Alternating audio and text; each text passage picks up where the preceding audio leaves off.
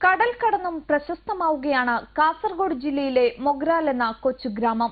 ജനിച്ച നാടിനെ ജീവനോളം സ്നേഹിക്കുന്ന മുഹമ്മദ് അഷ്റഫ് എന്ന ബിസിനസ്സുകാരനാണ് ടീഷർട്ടുകളുടെയും മറ്റു വസ്ത്രങ്ങളുടെയും പേരിൽ ഒരു ബ്രാൻഡാക്കി മൊഗ്രാലിനെ മാറ്റിയത്.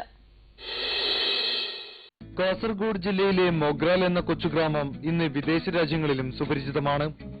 എന്നാൽ ഒരു ഗ്രാമമായല്ല മൊഗ്രാൽ ഇവിടെ അറിയപ്പെടുന്നത്. ടീഷർട്ടുകളുടെയും ട്രാക്ക് സ്യൂട്ടുകളുടെയും ജീൻസുകളുടെയും ബ്രാൻഡായാണ് മൊഗ്രാൽ വിദേശികൾക്കിടയിൽ ഹരമാവുന്നത്.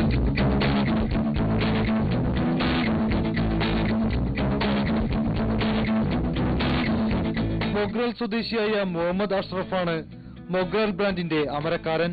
ഐശ്വൽ പോകുന്ന ഗ്രാമമാണ് മൊഗ്രാൽ. മാപ്പിളപ്പാട്ടും ഫുട്ബോളൊക്കെ ഉള്ള സ്ഥലമാണ് മൊഗ്രാൽ. ആ മൊഗ്രാലാണ് ഒരു ഇന്റർനാഷണൽ ബ്രാൻഡ് ആകുന്നത്. വളരെ സന്തോഷമുള്ളൊരു കാര്യമാണ്. ആദ്യം ഒരു മൊഗ്രാൽ ജീൻസാണ് പുറത്തിറക്കിയത്, പിന്നീടാണ് ടീഷർട്ടിലേക്ക് ഇറങ്ങിയത്. ഏകദേശം 20 വർഷം മുന്നാണ് സ്റ്റാർട്ട് ചെയ്തത്.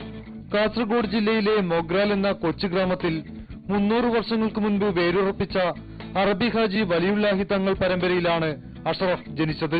20 വർഷം മുൻപ് ദുബായിൽ ആരംഭിച്ച മൊഗ്രാൽ വസ്ത്രവ്യാപാരം ഇപ്പോൾ ആഫ്രിക്കയിലേക്കും വ്യാപിച്ചു.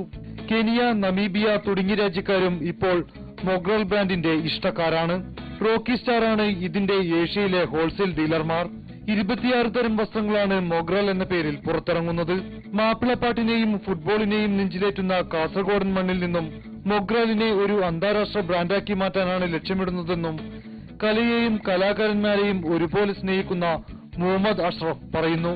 മൊഗ്രാൽ എന്ന നാട്, മൊഗ്രാൽ എന്ന ഗ്രാമം ഒരു ഇന്റർനാഷണൽ ബ്രാൻഡായി കാണാനാണ് ആഗ്രഹിക്കുന്നത്. ക്യാമറമാൻ റഫീഖ് കരുമ്പലിനോടൊപ്പം സുമിത് നായർ, ജീവൻ.